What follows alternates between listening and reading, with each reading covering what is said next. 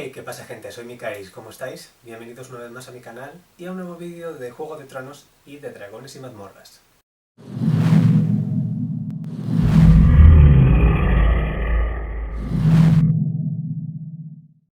Dragones y Mazmorras, el juego de rol más famoso del mundo, ahora mismo está en su quinta edición. Nos ofrece monstruos, aventuras, conspiraciones y, por supuesto, dragones.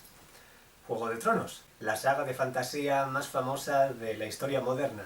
Tiene un montón de productos audiovisuales asociados. Nos ofrece monstruos, aventuras, conspiraciones y por supuesto dragones. ¿Esto qué quiere decir? Que cuando la gente que juega rol explora nuevas campañas, siempre está la opción de inspirarse en la cultura popular. Y por supuesto en algún momento alguien dice: hey, me gustaría jugar a Dragones y Mazmorras pero con el estilo de Juego de Tronos. Me ha pasado, a mí, en persona. ¿Y cuál sería mi consejo para una persona que quiera hacer esto? Que no lo haga con Dragones y Mazmorras. Quinta edición, aunque tiene sus virtudes, tiene también sus defectos. Y uno de ellos es que no está pensado exactamente para el tipo de tramas e historias que puede producir Juego de Tronos, Poniente, Canción de Hielo y Fuego. De hecho, Dragones y Mazmorras es más como El Señor de los Anillos, un grupo de aventureros que recorren una región, se enfrentan a monstruos y están intentando cumplir una misión específica. Así que mi recomendación sería explorar otros sistemas de rol, porque existen, hay muchísimos, y seguramente haya varios que encajen mejor con lo que esperáis encontraros si jugáis con algo parecido a Juego de Tronos. Pero pongamos que os ponéis insistentes, pongamos que os ponéis de rodillas y me suplicáis que por favor os ayude a hacer encajar estas dos marcas que tanto os gustan. Bueno, si me lo pedís tan educadamente, supongo que tendré que ofreceros mi sabiduría y traeros 5 puntos a tener en cuenta.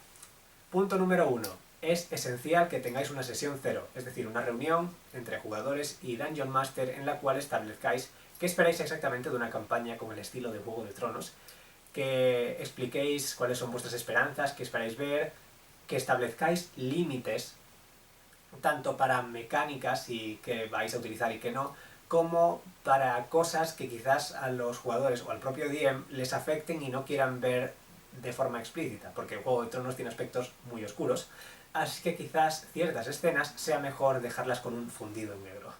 Punto número 2. Vuestro personaje y su trasfondo tienen que estar completos. ¿A qué me refiero? Hay gente que cuando juega Dragones y Mazmorras durante varias partidas, al principio, están intentando completar todavía su personaje. Y si bien esto no es malo necesariamente, puede ser contraproducente cuando, por ejemplo, no tienes definido cuál es tu propio apellido, o si tienes hermanos o padres, y evidentemente esto funcionaría si fueses un huérfano, pero no funciona si has decidido ser un noble.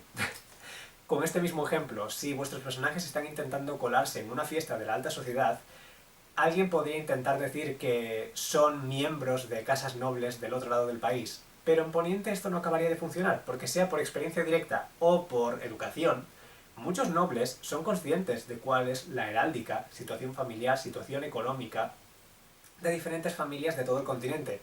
Por tanto, en el mejor de los casos pensarían que sois simplemente gente rica intentando colarse en una fiesta a la que no han sido invitados, pero en el peor de los casos intentarían apresaros.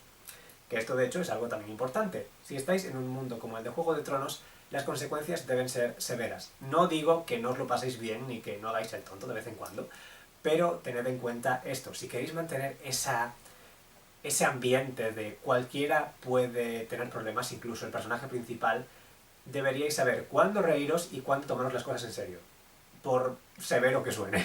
Punto número 3, precisamente en el aspecto de la socialización. Vais a utilizar vuestras habilidades mentales, es decir, inteligencia, sabiduría y carisma, muchísimo más que las otras, porque no va a haber combate constante a no ser que estéis en una época de guerra. ¿Esto qué quiere decir? Que incluso si decidís llevar a un bárbaro o un guerrero, porque venís del rudo norte, o sois de una orden de caballería, aún así yo diría que no seáis demasiado negligentes con vuestras habilidades mentales, porque, seamos realistas, vais a utilizar más la perspicacia, por ejemplo, para ver si alguien os está mintiendo, que el atletismo para intentar ganar una carrera. Incluso cuando haya combate, seguramente haya algunos que no sean por turnos, sino que sea simplemente un intercambio rápido de golpes, sea por una emboscada o por una traición. Y esto es importante. Si alguien os traiciona y os da una puñalada metafórica y literal por la espalda, sería un poco extraño si esa herida se cerrase en solo 1 hora. Es por eso que mi recomendación es que eliminéis los descansos cortos, que duran efectivamente 1 hora, para que las consecuencias de algo tan relevante como una traición, un intento de asesinato, sean duraderas. Como mínimo, una noche de descanso es necesaria. Y de hecho, en el manual del Dungeon Master hay diferentes opciones sobre cómo manejar descansos y cómo sobrevivir en aventuras particularmente duras. Así que, leed esas páginas, buscad lo que mejor funcione para vosotros o escoged una opción completamente distinta. Punto número 4. Aunque el universo de Canción de Hielo y Fuego tiene sus propios monstruos, no son tan numerosos como en Dragones y Mazmorras. Es por esto que hay que compensar la falta de variedad con énfasis en los relevantes que son ciertos encuentros. Aunque no haya vampiros en Poniente, si en mitad de la noche vuestro personaje ve en un callejón a una persona muy pálida acercándose con sed de sangre, eso da miedo. O en un bosque, quizá no os encontréis una hidra, pero un jabalí sí, y un jabalí, aunque no lo parezca, puede matar a una persona. El DM aquí tiene que hacer un esfuerzo por hacer que la narrativa dé importancia a dichos encuentros, y esto va a tener consecuencias muy buenas en 2 aspectos. Uno, los encuentros se tomarán en serio, evidentemente, y 2, si os encontréis con una criatura sobrenatural como un caminante blanco o un dragón, vais a estar aterrorizados simplemente por el contraste que hay entre algo mundano que da miedo y algo que da miedo y encima es mágico. Y precisamente con la magia vamos ahora. Quinto y último punto. La magia en Dragones y Mazmorras es evidentemente muy común y hay clases que dependen directamente de ella. Pero en el mundo de Juego de Tronos la magia es mucho más abstracta y circunstancial. Desapareció casi por completo cuando los dragones murieron y ahora que vuelve a haber dragones la magia está empezando a volver. ¿Esto qué quiere decir? Que si vuestro personaje tiene acceso a magia, esto va a ser extremadamente personalizable. El DM y el jugador tendrán que establecer cuánta magia tiene, cuánto puede usarla y cuán potente es. Por ejemplo, en Dragones y Mazmorras existen los trucos, que son hechizos muy simples que puedes utilizar a voluntad, pero en una partida al estilo de Juego de Tronos habría que dividirlos entre aquellos que son efectivamente simples y se pueden usar a voluntad, y aquellos que tienen la suficiente fuerza como para decir, vale, quizás estos tengan solo 3 usos al día, por ejemplo. Del mismo modo, hechizos más poderosos tendrán que limitarse también a quizás un uso al día, o incluso un uso a la semana si son particularmente potentes. Hay que tener en cuenta también que hay hechizos que mecánicamente son muy parecidos a formas de magia que existen en el universo de Juego de Tronos. Es por eso que si por ejemplo tu personaje es un cambiapieles, es decir, alguien que puede meter su mente en la de un animal, el hechizo sentido animal es perfecto para tu personaje, así que es recomendable que lo tengas y que lo utilices de la forma que más encaje con la narrativa. Los objetos mágicos funcionan de forma muy parecida. Si queréis que sean verdaderamente relevantes, tenéis que hacerlos o bien muy difíciles de encontrar, o bien hacer que objetos que mecánicamente sean mágicos no lo parezcan. Es decir, si un objeto te da mágicamente ventaja en algo porque te muestra visiones del futuro, podéis decir simplemente que es un objeto familiar que os trae buenos recuerdos y que os motiva a hacer las cosas bien. Por ejemplo, todo lo que estoy explicando va a ser relevante a la hora de escoger vuestra clase. Hay algunas que son muy mágicas, como ya he dicho, y a no ser que estéis jugando en la época de la antigua Valiria, donde la magia rebosaba, quizás un mago o un hechicero no encajen del todo bien. Pero incluso en el poniente moderno, un bardo espadachín, o un alquimista, o un explorador, pueden hacerlo muy bien, pueden encajar, incluso si tienen aspectos de su mecánica que son mágicos.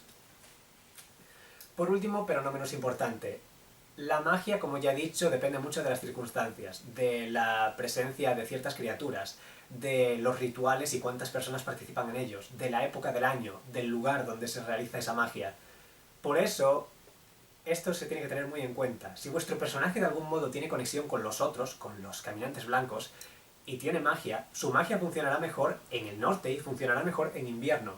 O, bueno, se da por hecho que todo el mundo en Poniente son personas comunes, humanos, a no ser que estéis llevando una versión de Poniente en la que las diferentes razas inteligentes están integradas en la sociedad. Pero incluso si todo el mundo es humano aquí, si vuestro personaje está emparentado con los Targaryen y conectado con sus dragones, quizás tenga una pequeña chispa de poder en su interior, quizás tenga resistencia al daño de fuego, que no inmunidad.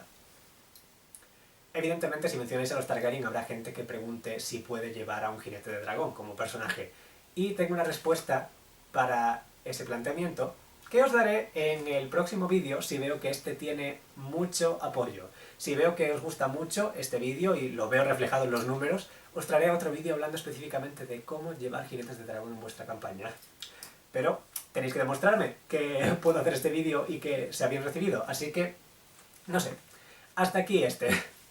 Espero que os haya gustado, he hecho todo lo que he podido con las herramientas que tenía a mi disposición y evidentemente no es un sistema perfecto, ya he dicho que Juego de Tronos y Dragones y Mazmorras se encajan menos de lo que deberían, pero aún así, si decidís usar estos consejos en vuestras propias mesas, por favor decídmelo y decidme qué tal funciona. Tenéis ahí los comentarios para hacerlo. Y bueno, hasta aquí el vídeo, lo dicho, si veo que os gusta os traeré un vídeo sobre jinetes de dragón, pero hasta entonces nos vemos en el próximo vídeo. Chao.